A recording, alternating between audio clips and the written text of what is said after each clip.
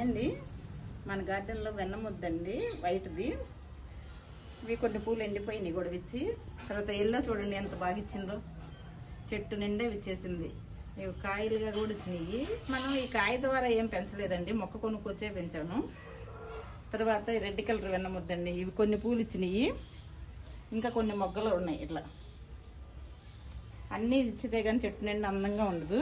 తర్వాత ఇదిగోండి గ్రీన్ చామంతి, చాలా బాగుంది కదండి, ఇచ్చేసింది మొత్తం. పచ్చిమిర్చి కోసుకున్నాం రెండు. మిర్చి చూడండి ఎంత బాగా వచ్చినాయో మనకి.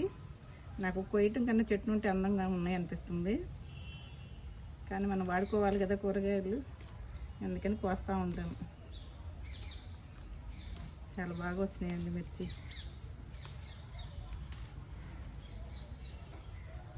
కానీ బాగా మంటగా ఉంటున్నాయి, ఎక్కువ కాయలు పట్టేటప్పుడు మనకి చట్నీల్లో కానీ కూరల్లో వేసేటప్పుడు కొన్నే వేస్తున్నాను. వంకాయలు అండి, మనం కుండీలో పెట్టుకున్నాం కదా వంగ మొక్కలు, ఇవి కాయలు వచ్చేసినాయి.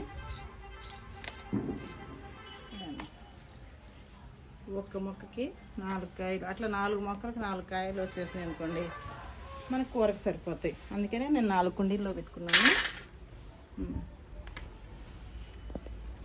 కొన్నిటికి 1, 2 వచ్చినాయండి, కవర్ అయిపోతుంది.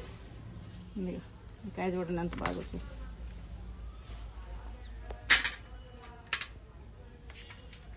ఇటు కూడా ఇంకోటి అంటే వీలుగా లేదు.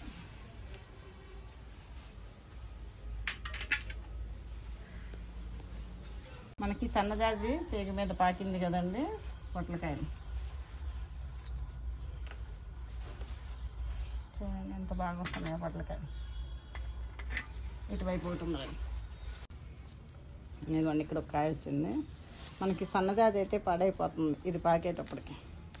ఎందుకంటే పూలు బాగా రావట్లేదు, ఇంకా ఎంతలేండి ఒక 10 రోజుల నుంచి తీసేస్తాను. ఇది 2 పొట్లకాయలు, వంకాయలు, పచ్చిమిర్చి అండి.